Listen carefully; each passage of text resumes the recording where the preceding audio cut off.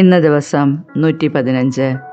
ഇന്ന് വായിക്കുന്ന വചനഭാഗങ്ങൾ 1 സാമുവേൽ അധ്യായം 24, സങ്കീർത്തനങ്ങൾ 57. 1 സാമുവേൽ അധ്യായം 24. സാവൂളിനെ വെറുതെ വിടുന്നു. ഫിലിസ്ത്യരെ തുരത്തിയതിനു ശേഷം മടങ്ങി വന്നപ്പോൾ ദാവീദ് എൻഗേദിയിലെ മരുഭൂമിയിലുണ്ടെന്ന് സാവൂളിന് അറിവ് കിട്ടി. ഉടനെ അവൻ ഇസ്രായേലിൽ നിന്ന് തിരഞ്ഞെടുത്ത 3000 പേരെ കൂട്ടിക്കൊണ്ട് ദാവീദിനെയും അനുചരന്മാരെയും അന്വേഷിച്ച് കാട്ടാടിൻ പാറകളിലേക്ക് പോയി. അവൻ വഴിയരികിലുള്ള ആലകളിലെത്തി. അവിടെ ഒരു ഗുഹയിൽ വിസർജനത്തിനായി കടന്നു. അതേ ഗുഹയുടെ ഉള്ളറകളിലായിരുന്നു ദാവീദും അനുയായികളും ഒളിച്ചിരുന്നത്. ദാവീദിനോട് അനുയായികൾ പറഞ്ഞു, ഞാൻ നിന്റെ ശത്രുവിനെ നിന്റെ കയ്യിൽ ഏൽപ്പിക്കും. നിനക്കിഷ്ടമുള്ളത് അവനോട് ചെയ്യാം എന്ന് കർത്താവ് അങ്ങയോട് പറഞ്ഞിരുന്ന ആ ദിവസം ഇതാണ്. ദാവീദ് എഴുന്നേറ്റു സാവൂളിൻ്റെ മേലങ്കിയുടെ അറ്റം പതുക്കെ മുറിച്ചെടുത്തു. അതോർത്ത് അവൻ പിന്നീട് വ്യസനിച്ചു. അവൻ അനുയായികളോട് പറഞ്ഞു, എൻ്റെ യജമാനെതിരെ കൈ ഉയർത്താൻ അവിടുന്ന് ഇടവരുത്താതിരിക്കട്ടെ. എന്തെന്നാൽ അവൻ കർത്താവിൻ്റെ അഭിഷിക്തനാണ്. ഇങ്ങനെ പറഞ്ഞ് ദാവീദ് തൻ്റെ അനുയായികളുടെ മേൽ നിയന്ത്രണം ചെലുത്തി സാവൂളിനെ ആക്രമിക്കാൻ അനുവദിച്ചില്ല. സാവൂൾ ഗുഹയിൽ നിന്നിറങ്ങി തൻ്റെ വഴിക്ക് പോയി. ദാവീദും ഗുഹയിൽ നിന്ന് പുറത്തിറങ്ങി. എൻ്റെ യജമാനായ രാജാവേ എന്ന് സാവൂളിനെ പുറകിൽ നിന്ന് വിളിച്ചു. സാവൂൾ തിരിഞ്ഞു നോക്കിയപ്പോൾ ദാവീദ് സാഷ്ടാംഗം വീണ് വിധേയത്വം കാണിച്ചു. അവൻ സാവൂളിനോട് ചോദിച്ചു, ദാവീദ് അങ്ങയുടെ ശത്രുവാണെന്ന് പറയുന്നവരുടെ വാക്കുകൾ അങ്ങ് കേൾക്കുന്നത് എന്തിന്?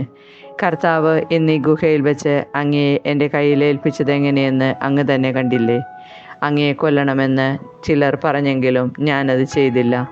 എൻ്റെ യജമാനെതിരെ ഞാൻ കൈ ഉയർത്തുകയില്ല. അങ്ങ് കർത്താവിൻ്റെ അഭിഷിക്തനാണെന്ന് ഞാൻ അവരോട് പറഞ്ഞു.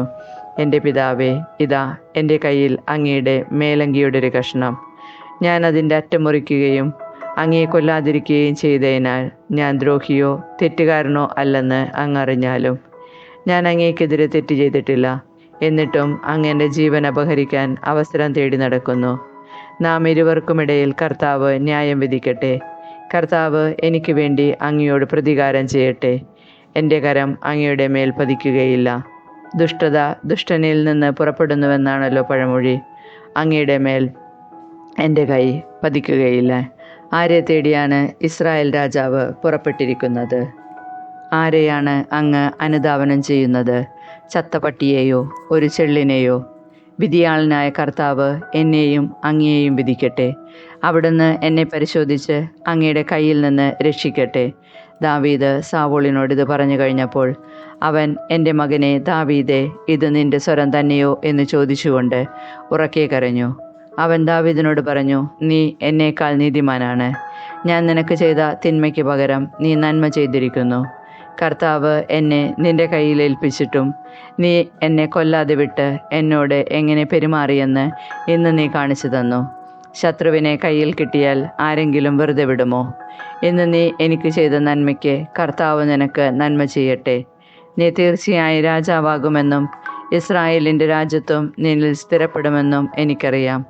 ആകയാൽ എനിക്ക് ശേഷം എൻ്റെ സന്തതിയെ നിർമൂലമാക്കി എൻ്റെ നാമം എൻ്റെ പിതൃഭവനത്തിൽ നിന്ന് നീക്കം ചെയ്യുകയില്ലെന്ന് കർത്താവിൻ്റെ നാമത്തിൽ നീ എന്നോട് സത്യം ചെയ്യണം.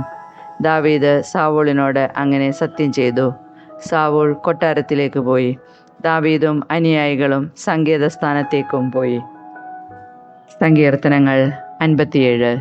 ദൈവത്തിൻ്റെ ചിറകിൻ കീഴിൽ. എന്നോട് കൃപയുണ്ടാകണമേ. ദൈവമേ, എന്നോട് കൃപ തോന്നണമേ. അങ്ങയിലാണ് ഞാൻ അഭയം തേടുന്നത്. വിനാശത്തിൻ്റെ കൊടുങ്കാറ്റ് കടന്നു പോകുവോളം ഞാൻ അങ്ങയുടെ ചിറകിൻ കീഴിൽ ശരണം പ്രാപിക്കുന്നു. അത്യുന്നതനായ ദൈവത്തെ ഞാൻ വിളിച്ചപേക്ഷിക്കുന്നു. എനിക്ക് വേണ്ടി എല്ലാം ചെയ്തു തരുന്ന ദൈവത്തെ തന്നെ. അവിടുന്ന് സ്വർഗത്തിൽ നിന്ന് സഹായം അയച്ച് എന്നെ രക്ഷിക്കും. എന്നെ ചവിട്ടി മെതിക്കുന്നവരെ അവിടുന്ന് ലജ്ജിപ്പിക്കും. ദൈവം തൻ്റെ കാരുണ്യവും വിശ്വസ്തതയും അയക്കും. മനുഷ്യമക്കളെ ആർത്തിയോടെ വിഴുങ്ങുന്ന സിംഹങ്ങളുടെ നടുവിലാണ് ഞാൻ. അവയുടെ പല്ലുകൾ കുന്തങ്ങളും അസ്ത്രങ്ങളുമാണ്. അവയുടെ നാവുകൾ മൂർച്ചയുള്ള വാളുകളും. ദൈവമേ, അങ്ങ് ആകാശത്തിന് മേൽ ഉയർന്നു നിൽക്കണമേ. അങ്ങയുടെ മഹത്വം ഭൂമിയിലെങ്ങും നിറയട്ടെ. അവർ എൻ്റെ കാലടികൾക്ക് വല വിരിച്ചു. എൻ്റെ മനസ്സിടിഞ്ഞുപോയി. അവർ എൻ്റെ വഴിയിൽ കുഴി കുഴിച്ചു. അവർ തന്നെ അതിൽ പതിച്ചു. എൻ്റെ ഹൃദയം അചഞ്ചലമാണ്. ദൈവമേ, എൻ്റെ ഹൃദയം അചഞ്ചലമാണ്. ഞാൻ അങ്ങയെ പാടി സ്തുതിക്കും. എൻ്റെ ഹൃദയമേ ഉണരുക, വീണയും കിന്നരവും ഉണരട്ടെ. ഞാൻ പ്രഭാതത്തെ ഉണർത്തും. കർത്താവെ, ജനതകളുടെ മധ്യത്തിൽ ഞാൻ അങ്ങേക്ക് കൃതജ്ഞതയർപ്പിക്കും.